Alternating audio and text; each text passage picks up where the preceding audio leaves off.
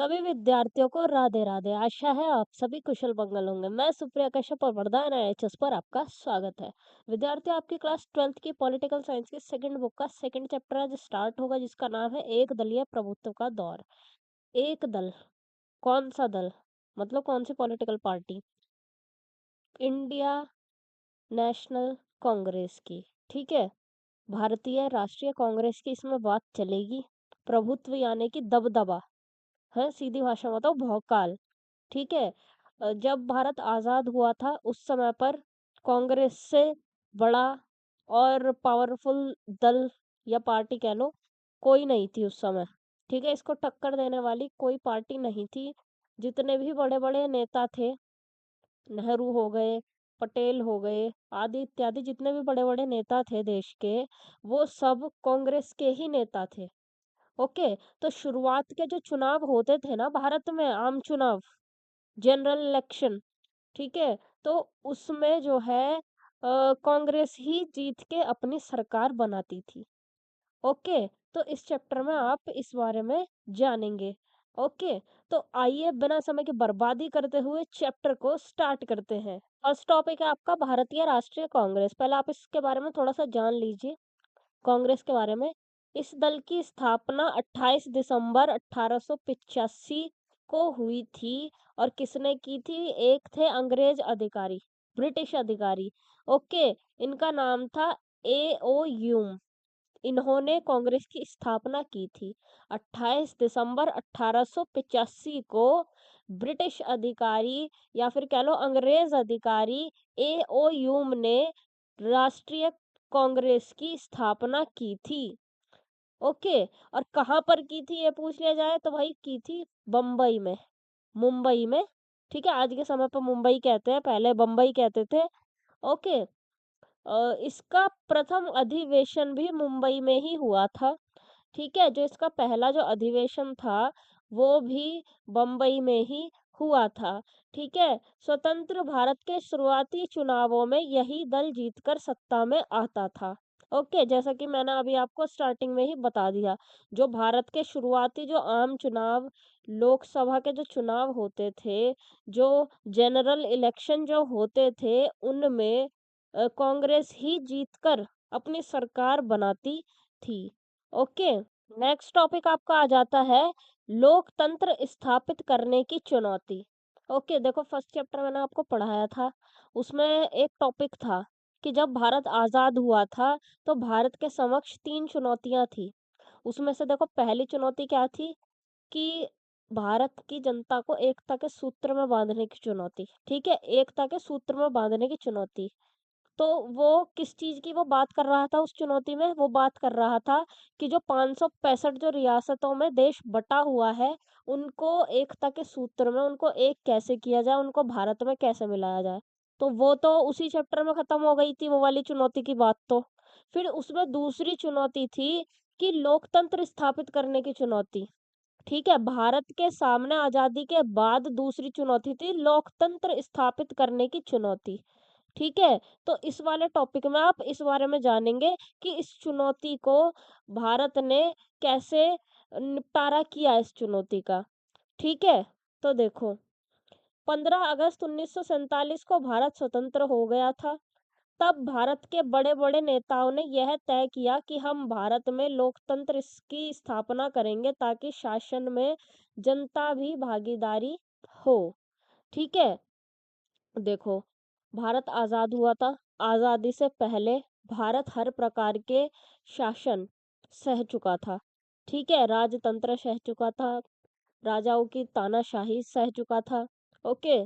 और आक्रमणकारियों के भी शासन भारत सह चुका था। हर प्रकार के शासन भारत सह चुका था।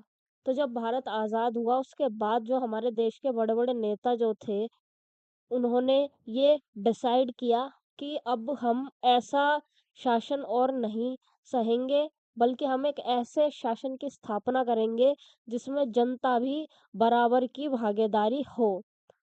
तो इन्होंने क्या डिसाइड किया कि हम भारत में अब लोकतंत्र की स्थापना करेंगे। लोकतंत्र क्या होता है? देखो ये 2 शब्दों से मिलकर के बना है। लोक यानी कि लोग यानी कि जनता, तंत्र यानी कि शासन। लोगों द्वारा चलने वाला शासन, सिंपल सा अर्थ है। ठीक है, इब्राहिम लिंकन ने इसकी एक परिभाषा दी थी, जो कि आप पहले भी अपने प्रीवियस क्लासेस में पढ़ चुके हैं। ठीक है, जनता के द्वारा चलने वाला शासन, ओके, वो लोकतंत्र कहलाता है। ठीक है, ये तो बड़ी बेसिक सी बात थी आपको, मुझे आशा है कि आपको ये पता ही होगी। ओके, अब लोकतंत्र की स्थापना करने के लिए संविधान बनाया गया। ठीक है, लोकतंत्र की स्थापना करने के लिए संविधान बनाया गया। ओके, संविधान सभा ने मिलकर के संविधान बनाया, और संविधान के जनक कौन थे? वो थे doctor B R Ambedkar. Okay, जो कि 26 नवंबर 1949 को बनकर तैयार हो गया था। ठीक है, हमारा संविधान बनकर तैयार कब हो गया था? 26 नवंबर 1949 को बनकर रेडी हो गया था, लेकिन लागू तब नहीं हुआ था। ठीक है, लागू तभी नहीं हुआ था, लागू हुआ था 26 जनवरी 1950 को। ठीक है, 26 जनवरी 1950 को लागू हुआ था हमारा संविधान। ओके, 26 जनवरी को हम लोग रिपब्लिक डे भी मनाते हैं। ठीक है, ये बात आप अच्छे से जानते हैं, एकदम अच्छे से। ओके, देखो, जब संविधान लागू कर दिया गया ना, तो फिर डिसाइड किया गया कि भाई अब संविधान जो है बनकर तैयार भी हो गया, अब संविधान लागू भी हो गया, तो अब समय आ गया है भारत में चुनाव करवाने का। ओके, तो भारत में चुनाव हमें करवाना चाहिए, तो ये फैसला कर लिया गया। फिर क्या हुआ, 1950 में चुनाव आयोग बनाया गया। ठीक है, चुनाव आयोग का गठन किया गया, जिसको इंग्लिश में इलेक्शन कमीशन भी कहते हैं। ठीक है, जब फैसला कर लिया, तो फिर चुनाव आयोग बनाया गया ताकि चुनाव ये करवा सके। ठीक है, अब ये चुनाव आयोग का काम क्या होता है? देखो, चुनाव आयोग का काम होता है, हमारे देश में जितने भी इलेक्शंस होते हैं, जितने भी चुनाव होते हैं, उन सभी चुनाव को करवाने की जिम्मेदारी चुनाव आयोग की होती है। ओके, तो चुनाव आयोग बन गया 1950 में। ओके, संविधान लागू कब हो गया? वो भी हो गया 1950 में लागू। ठीक है, 26 जनवरी 1950 को।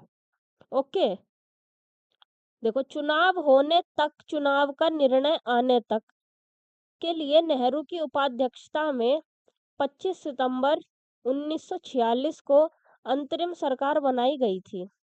ठीक है, अंतरिम सरकार बनाई गई थी। ओके, देखो, अब हमारा देश कब आजाद हुआ था? 1947 को। ओके, और चुनाव आयोग कब बना? 1950 को।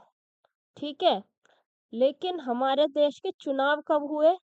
1952 में। ठीक है, हमारे देश के प्रथम आम चुनाव कब हुए? वो हुए 1952 में। ठीक है, तो देखो, भारत आजाद होने से लेकर के, और भारत जब तक चुनाव नहीं हुए भारत के, और जब तक चुनाव का रिजल्ट नहीं आ गया, तब तक के लिए क्या हुआ? एक अंतरिम सरकार बनाई गई। ठीक है, एक अंतरिम सरकार बनाई गई। अब आप कहोगे कि अंतरिम सरकार क्या होती है? ठीक है, देखो, अंतरिम सरकार क्या होती है? जो ये नेता होते हैं ना, ठीक है, देश के बड़े बड़े जो नेता थे, नेहरू, पटेल वगैरह वगैरह, ये सब जो सारे ये नेता थे ना, इन्होंने जो है आपस में ही मीटिंग करके अपनी सूझबूझ से एक दूसरे को पद दिए। ठीक है, एक दूसरे अपनी सूझबूझ से डिसाइड कर लिया कि हाँ जी, आप प्रधानमंत्री हो, आप गृह मंत्री हो, आप वित्त मंत्री हो, आप जो है कानून मंत्री हो, ऐसे ऐसे करके अपनी सूझबूझ से इन्होंने डिसाइड कर लिया। ठीक है, ये ऐसा नहीं कि लोगों ने वोट दिया जाके तब जाके सरकार बनी, नो, ऐसा कुछ नहीं। ये जो है अपनी आप ही इन्होंने डिसाइड किया। क्यों किया? क्योंकि भैया, थोड़े टाइम के लिए जो ड्यूरेशन है, आजाद होने से लेकर के चुनाव होने तक की, और चुनाव का रिजल्ट भी आने तक की जो ड्यूरेशन है ये बीच की, तब तक के लिए भी तो सरकार चाहिए ना, कोई ना कोई प्रशासन तो चलाना पड़ेगा, उसके लिए सरकार चाहिए। ठीक है, तो अंतरिम सरकार बनाई गई, और इसकी उपाध्यक्षता किन्होंने की थी? नेहरू ने। ठीक है, और फिर चुनाव आयोग के अध्यक्ष को चुनाव आयुक्त कहा जाता है। ठीक है, जो चुनाव आयोग, जो इलेक्शन कमीशन जो होता है ना, उसके जो अध्यक्ष होते हैं, उनको क्या कहा जाता है? चुनाव आयुक्त। ठीक है, ये वहाँ के चीफ होते हैं। ओके, प्रथम चुनाव आयुक्त थे सुकुमार सेन। ठीक है, प्रथम चुनाव आयुक्त कौन थे? सुकुमार सेन। और वर्तमान चुनाव आयुक्त कौन है? राजीव कुमार। ठीक है, राजीव कुमार हमारे वर्तमान चुनाव आयुक्त हैं। और ये भी जो है अभी 1-2 दिन में रिटायर होने वाले हैं अपने पद से। ठीक है, राजीव कुमार भी। ओके। चुनाव आयुक्त की नियुक्ति राष्ट्रपति करता है। ठीक है, इनका प्रति माह वेतन 2.5 लाख रुपए होता है। जो चुनाव आयुक्त कैसे डिसाइड किया जाता है कि भैया कौन सा वाला इंसान चुनाव आयुक्त होगा? तो ये डिसाइड करते हैं राष्ट्रपति। ठीक है, ये राष्ट्रपति के द्वारा इलेक्ट किया जाता है इनको। ठीक है, इलेक्ट नहीं, सॉरी, सिलेक्ट। ओके, वो सिलेक्ट करते हैं कि हाँ भाई ये जो है चुनाव आयुक्त होगा। ठीक है, और इनकी पर मंथ सैलरी कितनी होती है? वो होती है 2.5 लाख रुपए। ठीक है, इनकी पर मंथ की सैलरी होती है 2.5 लाख रुपए। ओके। नेक्स्ट पॉइंट आपका आ जाता है, प्रथम चुनाव देरी से होने के क्या कारण थे? ठीक है, देखो चुनाव आयोग बन गया था 1950 में। ठीक है, लेकिन हमारे प्रथम चुनाव कब हुए? वो हुए 1952 में। अरे भाई, आपके मन में भी ये प्रश्न आ रहा होगा, 2 साल तक ये क्या करते रहे? ऐसा क्या करते रहे जो चुनाव नहीं हो पाए? 2 साल तो काफी लंबा समय होता है। तो उसके भाई कारण थे, उसके भी रीजन थे कि क्यों नहीं चुनाव करवा पाए थे 2 साल तक। ठीक है, देखो सबसे पहला रीजन तो आपका आ जाता है देश का बड़ा आकार। आप जानते हैं ना हमारा देश काफी बड़ा है, काफी विशाल देश है हमारा। तो एक तो इस वजह से देरी हो गई। दूसरी बात, विशाल आबादी। आप जानते हैं हमारे देश की कितनी बड़ी जनसंख्या है। ठीक है, काफी ज्यादा हमारे देश की जनसंख्या है, विशाल आबादी वाला हमारा देश है, विशाल क्षेत्रफल वाला हमारा देश है। तो इस कारण से चुनाव लेट हो गए। ठीक है, तीसरी बात, मतदाता सूची बनाना। ठीक है, भाई देखो, अब देखो जब हमारे देश की जनसंख्या ज्यादा है, हमारे देश का क्षेत्रफल ज्यादा है, तो ये जो मतदाता जो सूची बनाई जाती है, जो नाम उसमें ऐड किए जाते हैं कि हाँ भाई ये जना वोट डालेगा, इसका नाम ये है, ऐसे ऐसे करके जो सूची बनाई जाती है, उस सूची को बनाने में टाइम लगा। ठीक है, उस सूची को बनाने में टाइम लगा। तो कुछ इस वजह से लेट हो गए चुनाव। और एक वो याद रखने लायक बात, देखो पहले जो थी अडल्ट माना जाता था 21 साल से ऊपर वाले व्यक्ति को।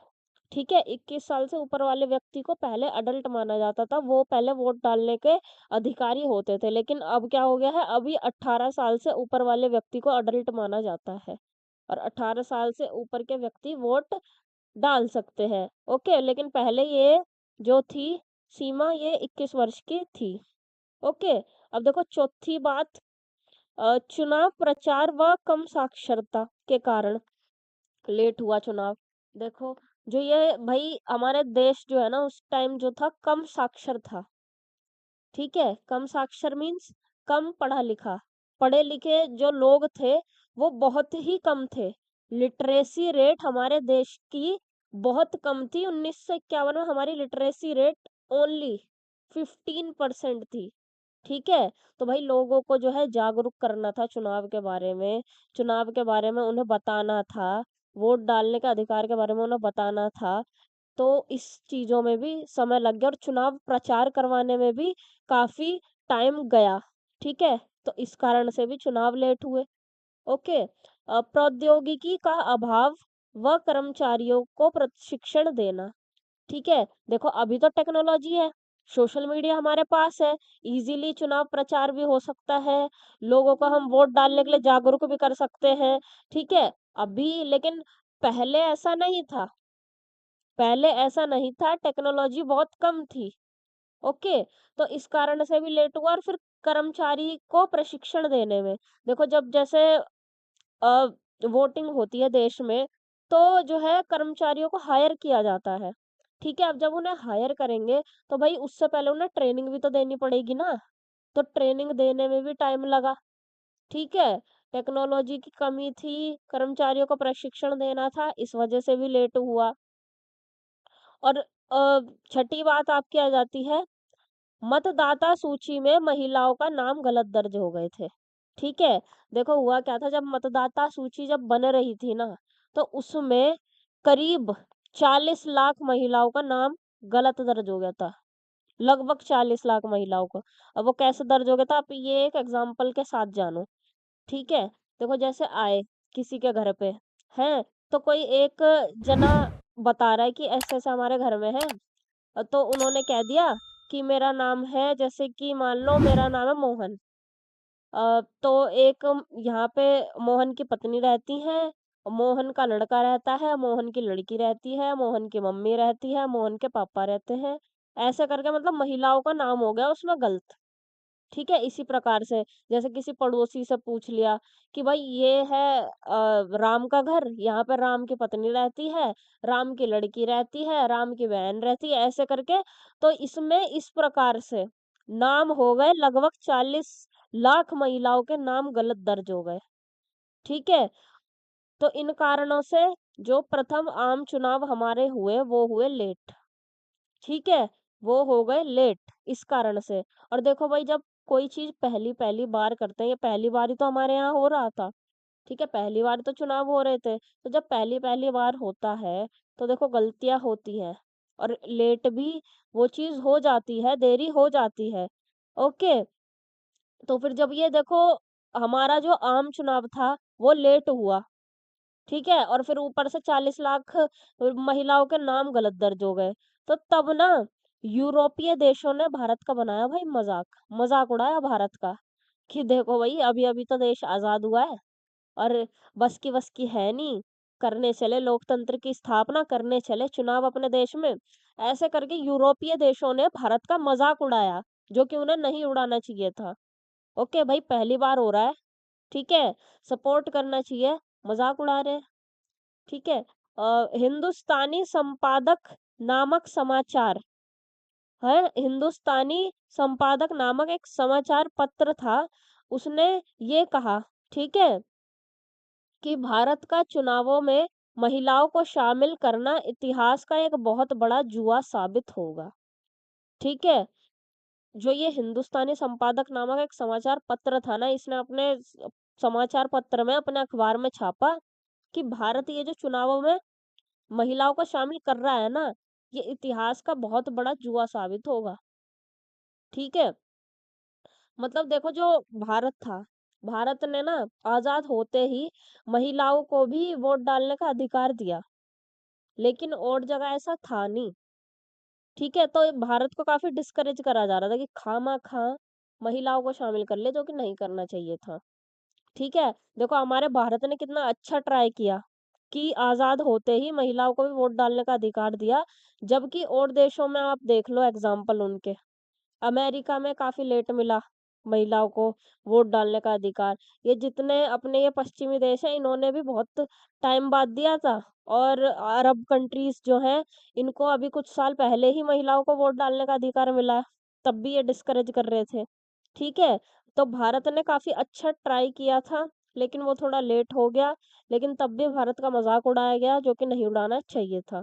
ठीक है, और देखो एक ऑर्गेनाइजर नामक एक पत्रिका थी, मैगजीन मतलब, ठीक है, पत्रिका मीन्स मैगजीन। तो उस मैगजीन ने क्या कहा, नेहरू अपने जीते जी देख लो चुनाव कैसे असफल हो रहा है।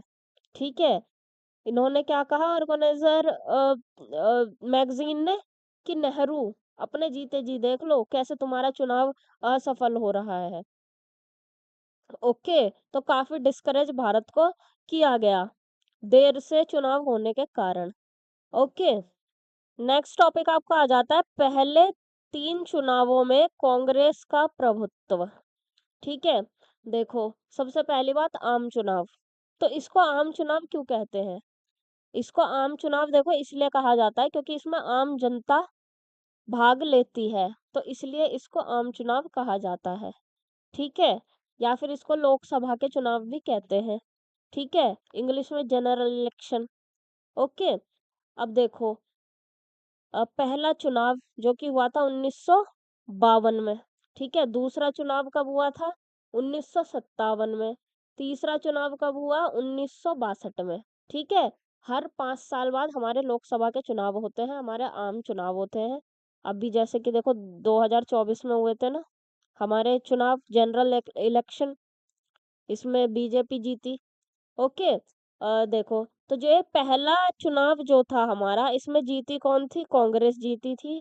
दूसरे चुनाव में भी कांग्रेस ही जीती थी। तीसरे चुनाव में भी कांग्रेस ही जीती थी, क्योंकि कांग्रेस से बड़ा उस टाइम कोई दल नहीं था। इसको टक्कर देने वाली कोई पार्टी, इसके बराबरी की टक्कर देने वाली पार्टी कोई उस टाइम थी नहीं। ओके। देखो अब, जो पहला आम चुनाव था ना, ये 489 सीटों के लिए हुआ था। ठीक है, 489 सीटों के लिए। अब पहले आप एक बार सीटों का सिस्टम समझ लो, अगर आपको नहीं पता तो। ठीक है, मैं आपको बेसिक से समझा दूं। ओके। देखो सीटें क्या होती हैं, देखो जैसे कि हमारा भारत है, तो भारत को ना क्षेत्रों में डिवाइड कर देते हैं।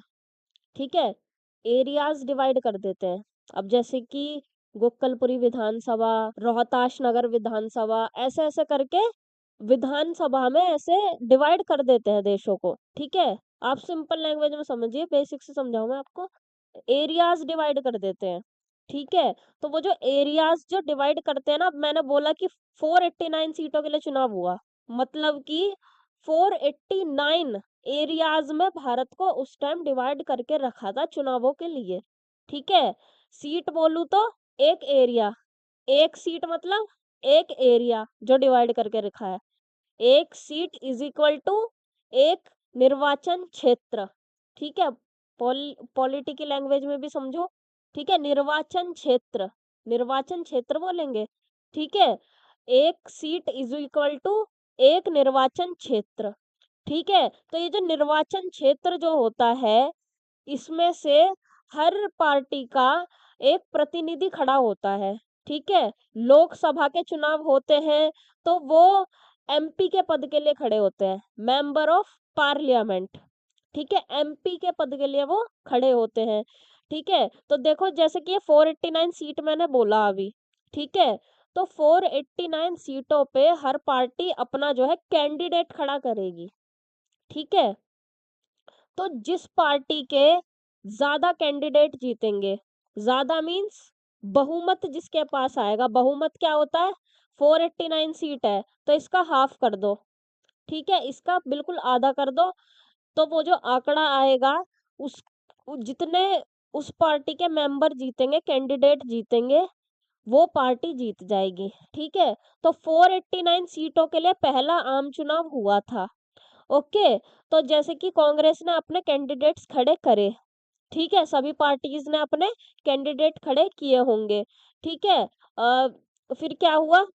कांग्रेस ने 364 सीटें जीत ली, यानी कि जो एरियाज, जो निर्वाचन क्षेत्र जो डिवाइड किए गए थे, तो उनमें जो कैंडिडेट जो खड़े हुए थे, तो 364 कैंडिडेट कांग्रेस के जीत गए। ठीक है, 364 कैंडिडेट कांग्रेस के आ गए। ठीक है, तो यानी कि स्पष्ट बहुमत है ये। ठीक है, स्पष्ट बहुमत है ये। ओके, जबकि 489 में से कांग्रेस को जीतने के लिए कितनी सीटें चाहिए थी? ओनली 245। 245, 245 सीट्स चाहिए थी, लेकिन कांग्रेस कितनी लेकर आई? 364। तो ये स्पष्ट बहुमत है। समझ गए आप ये सीटों का सिस्टम? अगर आपको नहीं भी समझ आया हो तो आप मेरे से बेझिझक पूछ सकते हैं। ओके।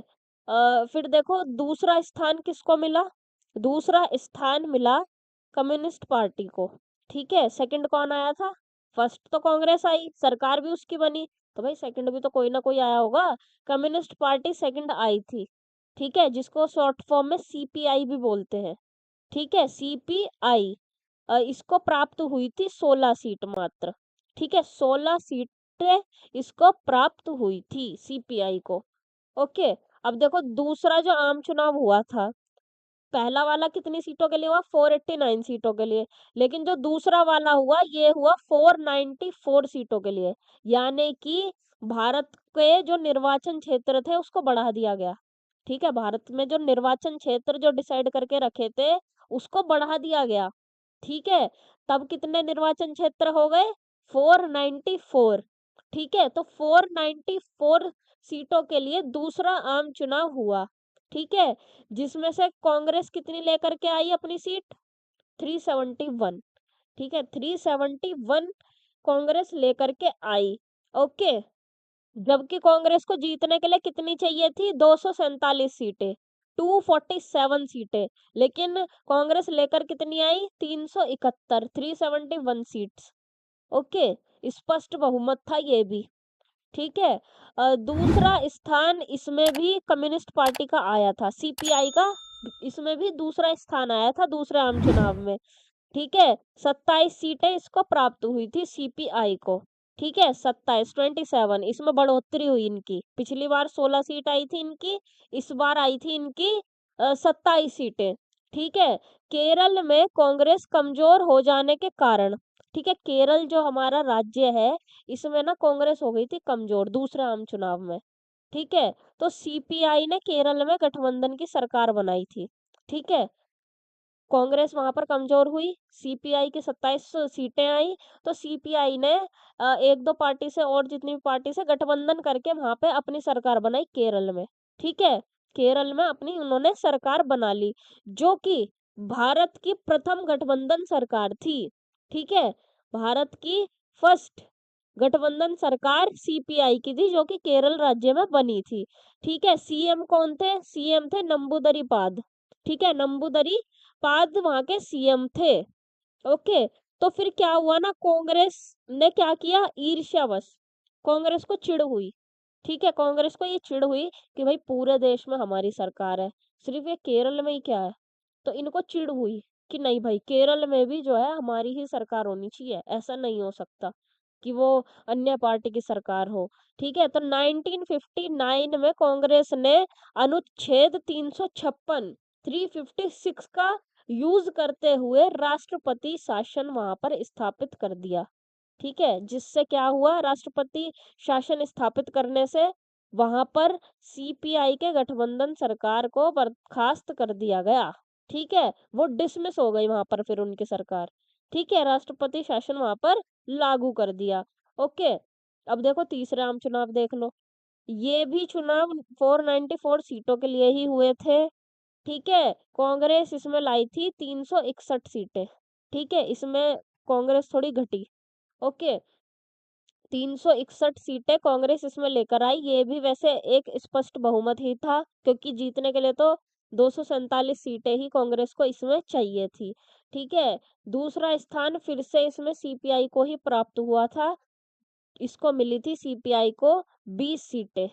ओके, तो आज के लिए केवल इतना ही। आगे का हम नेक्स्ट वीडियो में देखेंगे।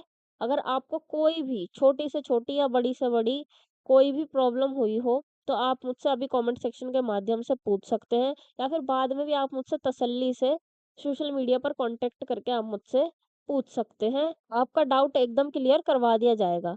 ओके, अगर आपको ये वीडियो पसंद आई हो तो इसको लाइक कीजिए, कमेंट सेक्शन में अपना रिव्यू दीजिए, अपने दोस्तों के साथ इसको शेयर कीजिए, और वरदान आईएचएस को ज़रूर ज़रूर सब्सक्राइब करें और बेल आइकन को भी याद से प्रेस कर लें, ताकि वीडियो का नोटिफिकेशन सबसे पहले आपको मिल सके। आप हमें टेलीग्राम, व्हाट्सएप और इंस्टाग्राम पर भी ज्वाइन कर सकते हैं। इसके नोट्स आपको टेलीग्राम पर प्रोवाइड करवा दिए जाएंगे पीडीएफ की फॉर्म में। ये हमारा सोशल मीडिया हैंडल है, वैसे इसका लिंक आपको डिस्क्रिप्शन में भी मिल जाएगा। तो मिलते हैं इस चैप्टर के नेक्स्ट पार्ट में। तब तक के लिए स्वस्थ रहिए, पढ़ते रहिए। जय हिंद, जय भारत, राधे राधे।